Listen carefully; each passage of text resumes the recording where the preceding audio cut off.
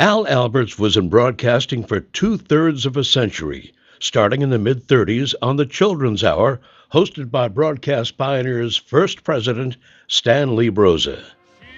Alberts became a singing sensation with the Four Aces and later continued as a solo artist. But in Philadelphia, Al Alberts will always be remembered for his TV work. The Al Alberts Showcase started on Channel 48 in 1968. 2 years later, he moved to Channel 6, where he stayed for 30 years. I've been up and down and over and out. Herb Denenberg was Pennsylvania's insurance commissioner, the state's public utilities commissioner, and a professor at the Wharton School at the University of Pennsylvania. But we'll remember him most for his quarter-of-a-century work as a consumer and investigative reporter for Channel 10. He has hundreds of awards to his credit, including numerous Emmys.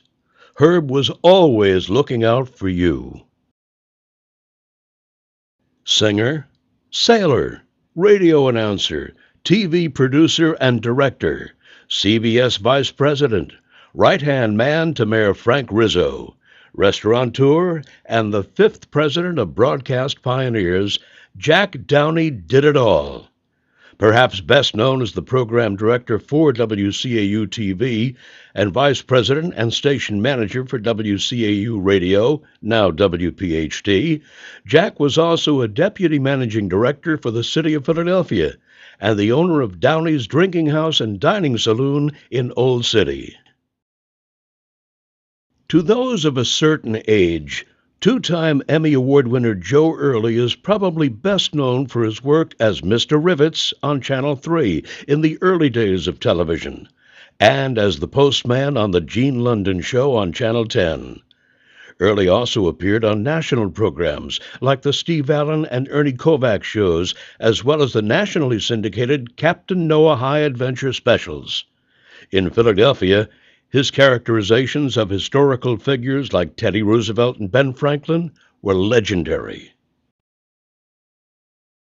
While still in high school, Ed Elias started working at WTEL Radio, but Ed's claim to fame was his 60 years of work in the engineering department of Channel 6, first known as WFIL-TV, and then, and now, as WPVI.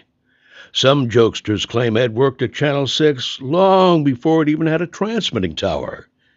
Through his career, he saw it all, from black and white cameras to color, and then on to high def and digital. Nothing fazed him, and he embraced it all. From the age of 4, Steve Friedman was obsessed with movies. Maybe that's why he's called Mr. Movie. Steve started in advertising and won a number of national awards, but he quickly became known as an expert in motion pictures. He wrote the first review on the Channel 17 show Fox and Leonard Go to the Movies.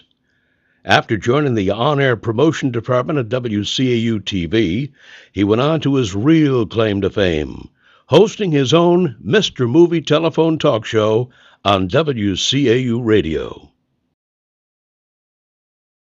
Paul Harron Sr. was the founder of Harron Communications. The company entered the cable industry in 1963, yet its roots stretch back to vaudeville, when Harron sold advertising on vaudeville curtains. The company entered broadcasting in the 40s with the purchase of WHOM Radio in Jersey City.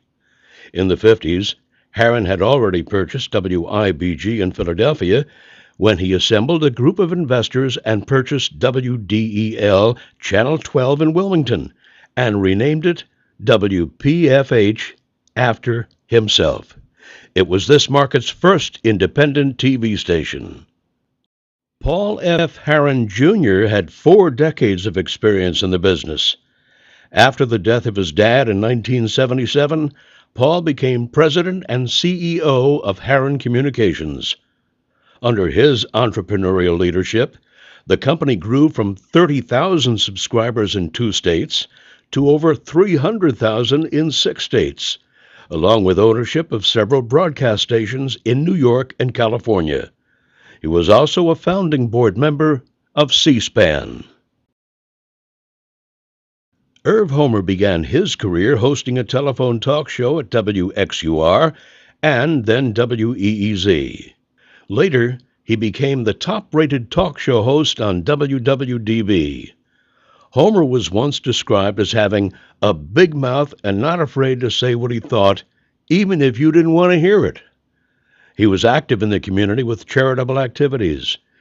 If things had worked out a little differently in 1972 when Irv ran on the Libertarian Party's ticket, we might have been calling the curmudgeon Mr. Vice President. It boggles the mind. Our next honoree was married to one of our former Persons of the Year, a guy named Ed. After graduating from Penn State, Cissie Hurst started in broadcasting as WPEN's publicity director. But soon, Cissie heard TV calling, and she started producing Summertime on the Pier on Channel 3. Her producing duties also took her to Channel 10, 17, and 6, where she produced the Variety Club Telethon, among other things. Cissie served on our Broadcast Pioneers board for decades and has been succeeded in that position by husband Ed Hurst. Bob Klein began a third-of-a-century career when Broadcast Pioneers Hall of Famer and father-in-law Max Leon made him general manager of WDAS in 1951. Klein hired the cutting-edge disc jockeys who crafted the rhythm and blues signature sound of WDAS. At the same time, he created a first-class news operation to cover the blossoming, yet still highly controversial civil rights movement, and sent 13 buses to Dr. King's March on Washington in 1963. Hi-oh! I hold in my hand the last envelope. And now, here's Johnny! They're phrases that became synonymous with our next inductee, Ed McMahon.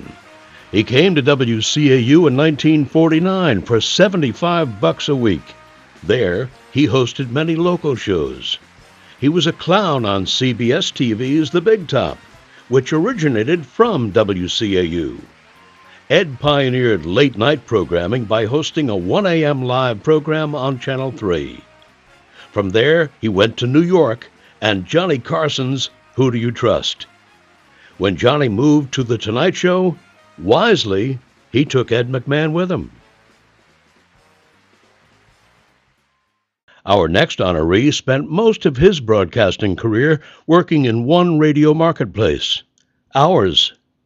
Disc jockey, telephone talk host, and staff announcer, Bob Menefee did it all. Probably best remembered for his radio days at WIP and WCAU, the 50,000-watt voice of CBS in Philadelphia, Bob Menefee rode to the top of the industry he loved so much. He became a major talent and will long be remembered by Philadelphians and everyone in the Delaware Valley. Next, we come to one of the original WFIL boss jocks, Jim Nettleton. With a half-century in the business and 40 years in major market broadcasting, Nettleton also had 24 years' experience in management. 1972 saw Jim at WCAU-FM, where he was the afternoon drive personality. In addition, as director of programming, he received Billboard magazine's Program Director of the Year Award in 1974. Other highlights on Jim's resume included WUSL, WOGL, and WPEN. In 1940, the Philadelphia Orchestra was tapped to perform the soundtrack recording of the Disney movie Fantasia. But transporting the entire orchestra to the West Coast would have been enormously expensive. So it was suggested the audio be transmitted via telephone wires. Most engineers around the country said that was impossible.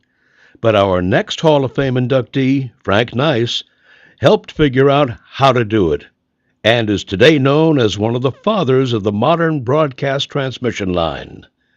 In 1981, he and son Michael began producing Dancing on Air and Dance Party USA, where tonight's Person of the Year, Kelly Ripa, got her start.